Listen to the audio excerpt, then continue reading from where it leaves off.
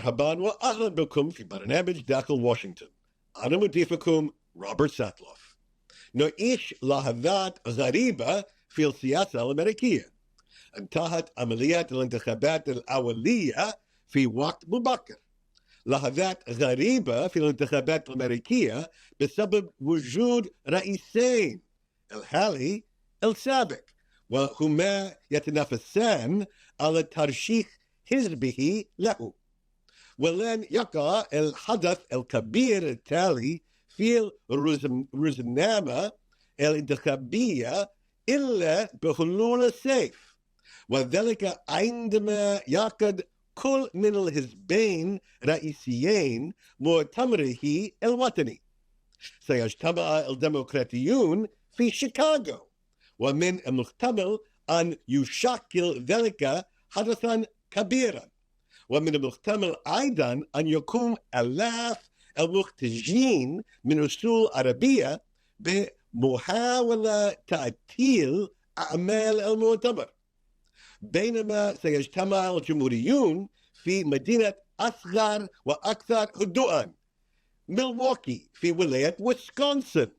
حدث من المحتمل أن نشاهد احتفالية بدونالد ترامب.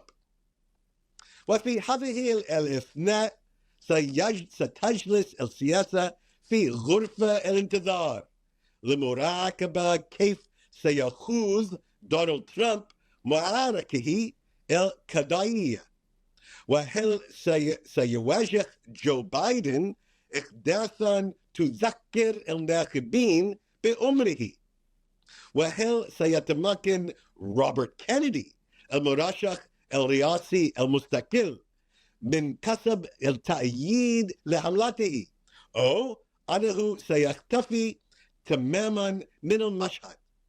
هناك الكثير من الانتظار. لمناقشة هذه الفترة الغريبة في السياسة الأمريكية يسرني أن نرحب بنخبة من الخبراء السياسيين كايل كونديك، أليكس كانجيتانو وجاكوب راباشكين. Welcome back to Dakhel, Washington. We are in a strange period in American politics. Our political primaries are over early. The conventions of our two political parties are not until summer. How should candidates keep the attention of voters all these months without doing something or saying something that alienates them in the meantime? So generally, before we get into specifics, I'm going to ask our guests, Kyle Kondik, Jacob Rabashkin, and Alex Gangitano, how the candidates are planning to spend the next 3 months in advance of the big conventions. Alex? Yeah, so in the next 3 months, I think we're going to see, first of all, former President Trump step up his fundraising and his traveling. We haven't seen him travel a ton, compared to how much travel President Biden has done. We did see him rake in a ton of money at a big fundraiser in Palm Beach recently. So we know that he's able to rake in that kind of money.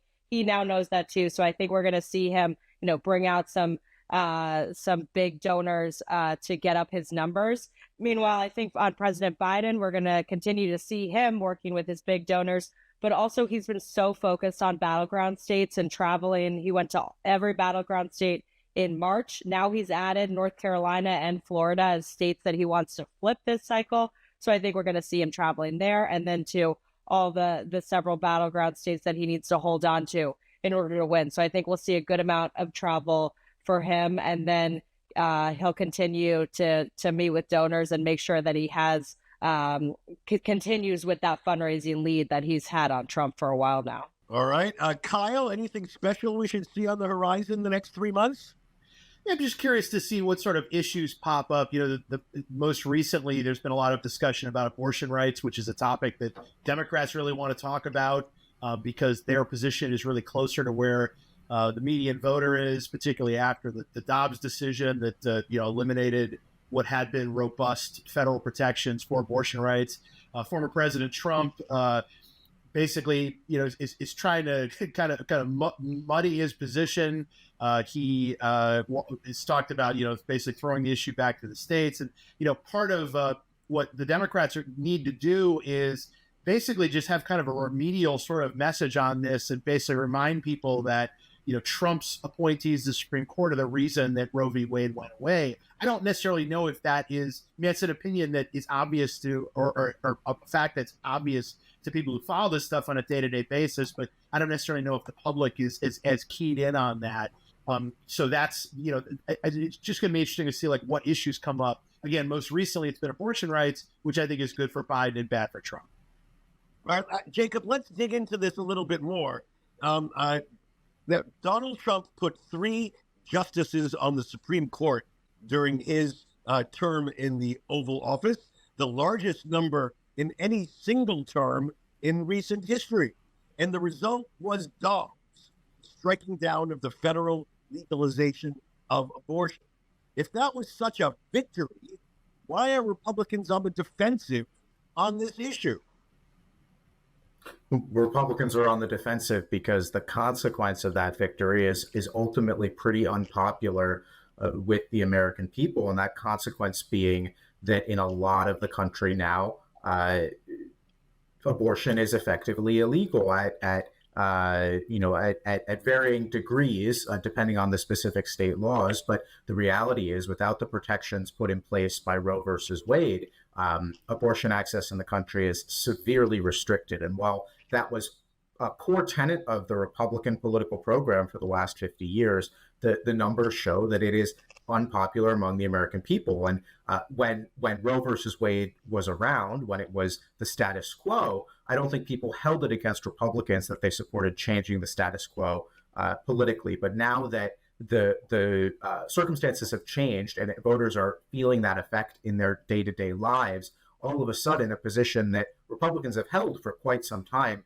has become much more politically toxic. And that's why we are seeing a backtracking or a recalibration from Trump and from Republican candidates up and down the ballot as they grapple with the fact that this primary policy goal of theirs for the past half century is in fact not a political winner. And so there's an internal debate, it seems, among Republicans about whether to advocate for a national standard on abortion or, as Donald Trump just articulated, Alex, to let this be a states' rights issue. Is that nuance going to win the day for Trump, or will he alienate some on his right? Will he win over the moderates? Is this a winning strategy, do you think? Yeah, it's definitely an interesting strategy that we have to see how it plays out. Initially, it seems like a strategy to reach out to some more moderate Republicans, some centrist Republicans who, believe in the Republican agenda of states' rights.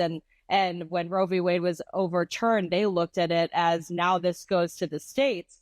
But there's a lot of far right members, including and politicians, including the former President Trump's former Vice President Mike Pence, who want to see a national abortion ban. There's a lot of Republicans who have been running on, if we win the presidency, if we can win the House and the Senate, then we can pass a national abortion ban. Even President Biden has been talking about if Congress is fully Republican, they'll try to pass a national abortion ban. This is something that when former President Trump came out and said, I think this is a states issue, it was not surprising to see how many Republicans pushed back and said we've been kind of banking on this being a national issue. And we've seen the repercussions of this being in the hands of different states. Right after Trump came out with that, Arizona then was able to go back to a decades, centuries old law that basically restricts all abortions in the state. And so when it's left in the hands of the state, that's when we come out with these stories about, a woman who has to travel hundreds of miles to go get reproductive health care. And that becomes a political winner for Democrats. When stories like this come out that are so horrific about the troubles that women, just because they live in a certain state and not another, have been having to face ever since Roe v. Wade was overturned. Democrats are using these in campaign ads. They're talking about them on the trail and really trying to tout that when it's left in the hands of the states, huge issues arise, but they also are trying to ward against Republicans trying to pass a national abortion ban. So both sides seem like it's something that Democrats can use as their platform to run against Republicans. But Kyle, do the Democrats have an alternative suggestion of their own? Because the default position in American politics today is that it is now a state's issue. Well, look, I think Democrats would love to codify Roe v. Wade in federal law, but they don't really have the votes to do that either. With the filibuster in place, you're going to need 60 votes in the Senate to pass something like that, and Republicans don't have those kinds of votes for some sort of national ban, and Democrats don't have those sort of votes for actually codifying the old protections of Roe versus Wade. And I think something that Democrats also are focused on and are going to try to get attention toward over the course of this campaign is that, similar to Arizona, there's actually a federal law that dates back a long time, back to the 1870s, referred to as the Comstock Act, in which if a conservative Republican administration got into place, they could use that ancient law as a way to essentially prevent a lot of abortions by preventing abortion medication from being sent through the mail and that sort of thing. And I think that, Donald Trump is going to get questions about whether his administration would do that, particularly because whatever Trump's own personal opinions about abortion rights may be, it seems pretty reasonable to think that a lot of his appointees in key government positions are going to be more conservative, much more socially conservative than he is. And then it's a question of how much control does he have over the administration, and what do those folks start doing if and when they get into office. All right. Jacob, let me ask you about another issue that at a moment of political lull is the sort of topic that could take over the headlines. And that's the proposal to ban TikTok, a very popular a web platform, especially among people a hell of a lot younger than I am. So, Jacob, how does this play out politically?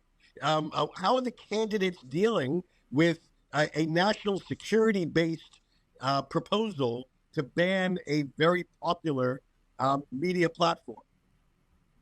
The discussion over what to do with TikTok and the concerns over the ownership, its parent company, being based in China, and the data privacy concerns that come along with that is not a typical partisan issue in the way that some of these other things like immigration or abortion policy tend to fall along party lines.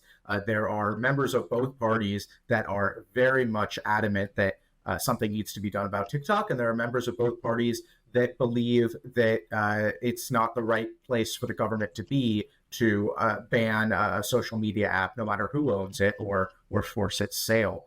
So it is creating unique coalitions in Congress.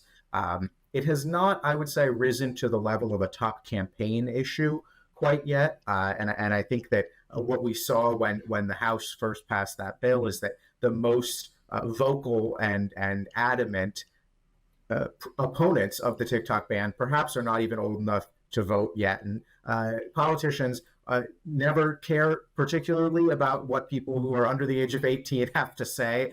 But especially in this case, when offices were inundated with calls from people, in the middle of their middle school classes, I think it really almost backfired on the pro-TikTok contingent, because it cheapened their stance in the eyes of a lot of politicians. So look, I think that there's a potential, with the younger cohort of the electorate being up for grabs a little bit more this year than in years past, just because of dissatisfaction with Biden and with Trump.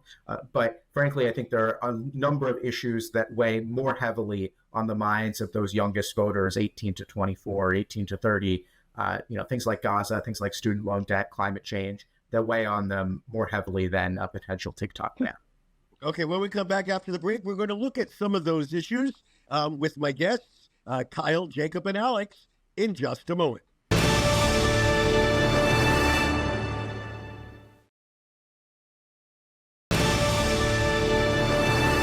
Again, my guests today include Jacob Rabashkin.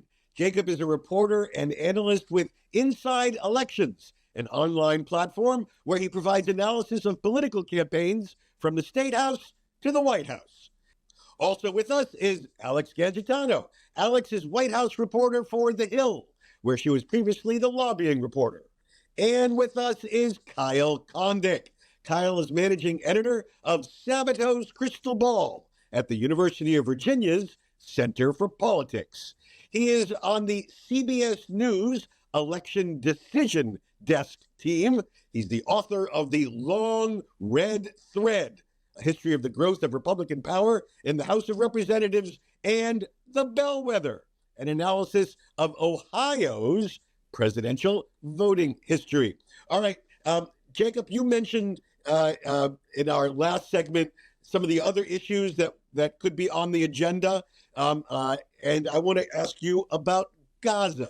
There are two competing themes here.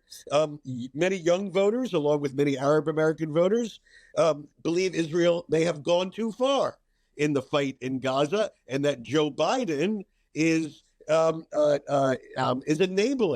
Israel against their better judgment. There are others who say, oh, quite the contrary. We should be helping Israel achieve a full victory over Hamas, especially since Hamas has American hostages among those being held captive in those tunnels. So how does this break down in terms of American politics? So we are starting to see some shifts in how the American people and Democrats included in that are viewing the Israel issue. In the immediate aftermath of October 7th, I think the majority of Americans felt a particular way, certainly even a majority of Democrats. And as Israel has conducted its offensive campaign into Gaza over the last 6 months, what we have seen is a steady decline in support for the Israeli effort among the American people, but particularly among Democrats. And I think the issue for Biden is that this strikes at the weakest part of his coalition to begin with, which was those younger voters. If you think back to 2020, when there were 26 Democrats running for president, Joe Biden was not the first choice of younger voters in the Democratic Party. He wasn't the fifth choice or sixth choice.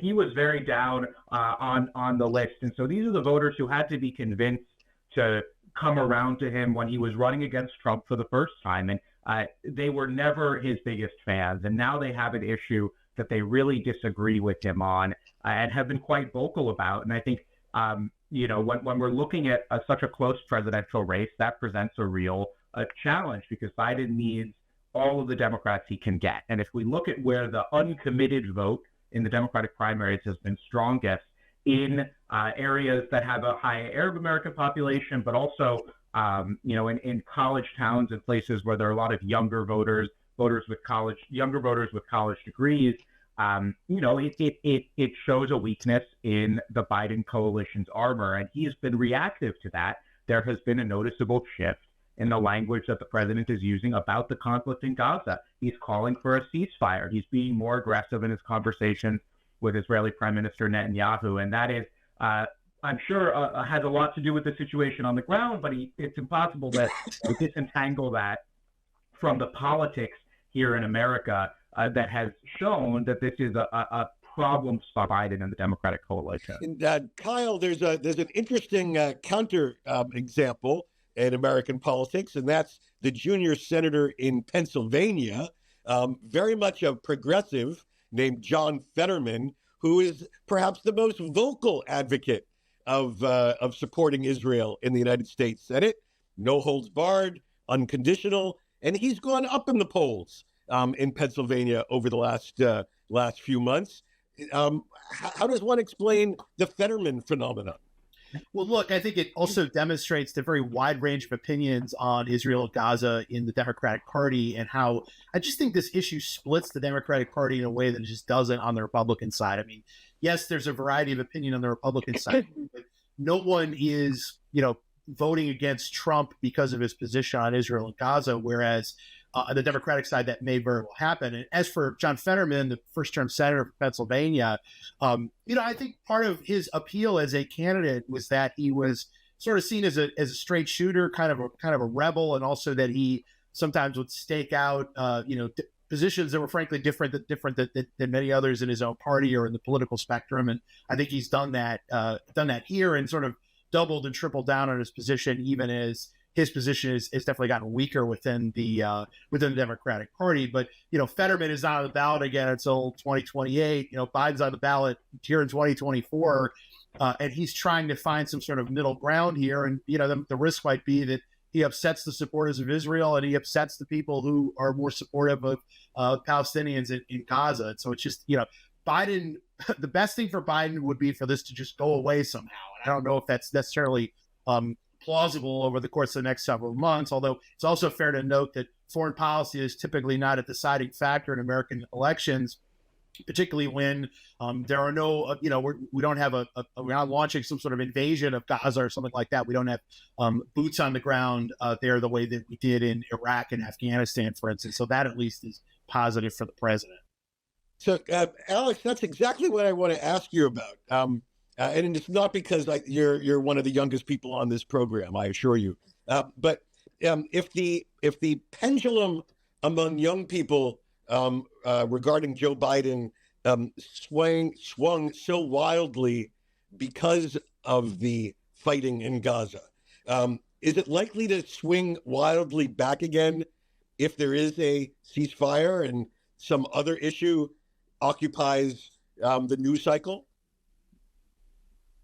Yeah, like Kyle mentioned, historically, people don't vote on foreign policy issues like they do on, so-called kitchen table issues.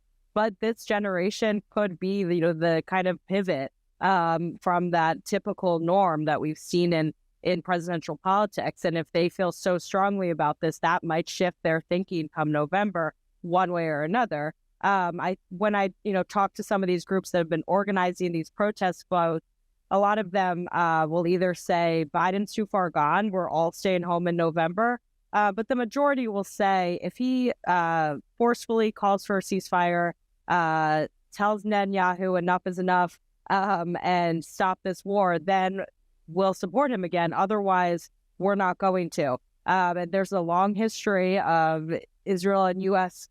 political relationships that, having the president forcefully denounce Netanyahu and completely sever ties with him seems like something that's, this president, who's kind of a traditionalist foreign policy leader and kind of the old school mindset.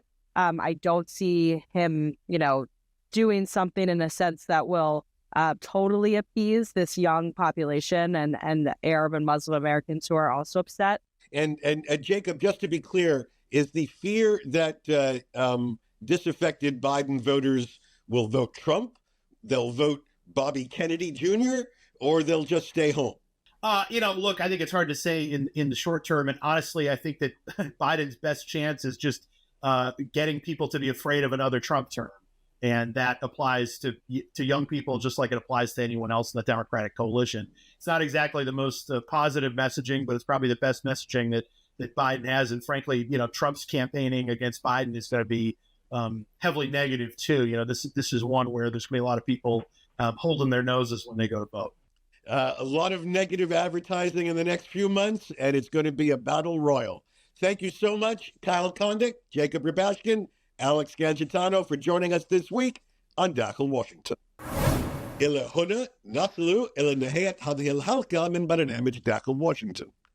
إن كانت لديكم أسئلة أو تعليقات حول البرنامج وخاصة العلاقة بين كل مرشح وحزبه، أرجو أن تواصل معي عبر تويتر على هاشتاج Inside Washington أو الكتابة لي مباشرة @RobSatloff.